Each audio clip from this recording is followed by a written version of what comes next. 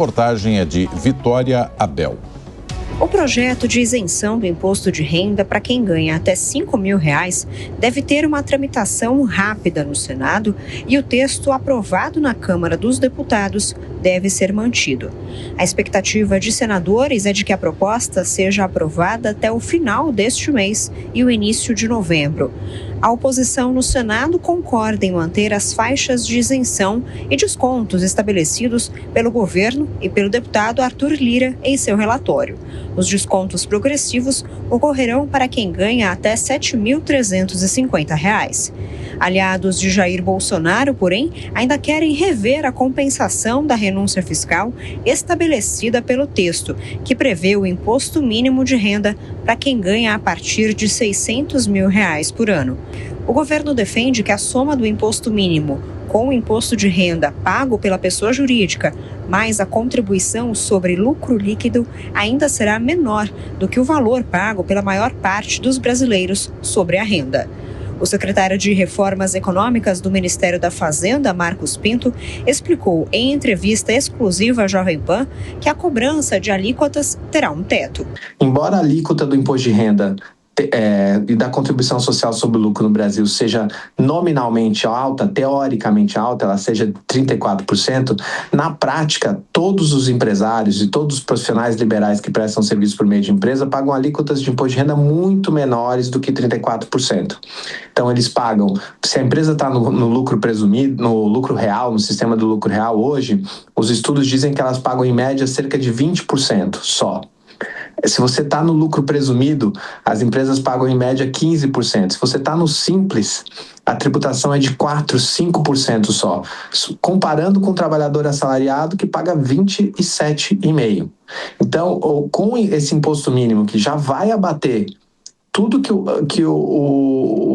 os mais ricos já pagam de imposto na pessoa física, eles ainda vão ter um nível de tributação, e que é só de 10%, mesmo somando a tributação da pessoa física e da jurídica, eles vão ter um nível de tributação inferior ao que paga um trabalhador assalariado.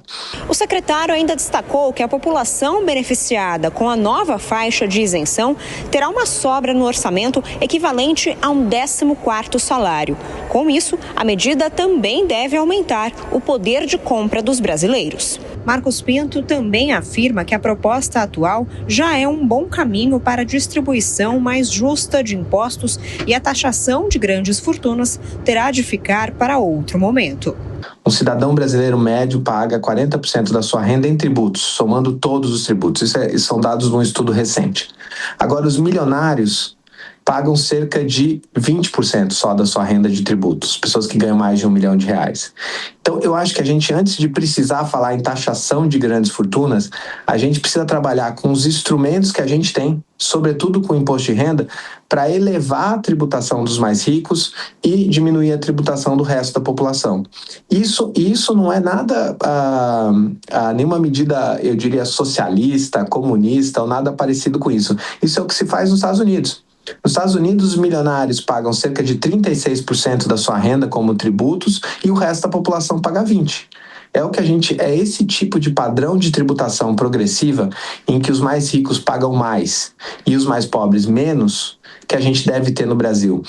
A gente pode vir a discutir e ter um imposto sobre grandes fortunas no futuro, mas eu acho que com os próprios mecanismos que a gente tem hoje, a gente tem condições de melhorar muito a distribuição de renda no Brasil. O secretário assume que o governo deve aceitar a isenção de títulos de investimentos, como LCI e LCA, mas destaca que será necessário um corte de despesas posterior. Se não for possível realmente a gente avançar com a tributação desses títulos isentos, que, diga-se de passagem, gera uma distorção enorme no mercado de capitais, encarecendo o custo para o Tesouro e para as outras empresas, se a gente não conseguir avançar nessa linha, a gente vai ter que rever o próprio orçamento do ano que vem. A gente tem ainda, depois da MP 303, a gente precisa trabalhar com com o projeto de lei que trata de redução de gastos tributários, é uma medida importante, e o resultado, e depois de ter esses 2 projetos avaliados, a gente precisa refletir todas as consequências disso no orçamento. Nossa ideia não é mandar nenhum outro projeto de lei, mas refletir as consequências disso no orçamento. Quer dizer, a gente vai ter que adaptar pelo lado do gasto a perda de receita que a gente está tendo com essas negociações que estão acontecendo, são super legítimas das medidas de arrecadação que a gente enviou. A medida provisória também prevê o aumento da taxação das bets, de 12% para 18%, e da contribuição de instituições financeiras, de 9% para 15%. De Brasília, Vitória Abel. 8h22.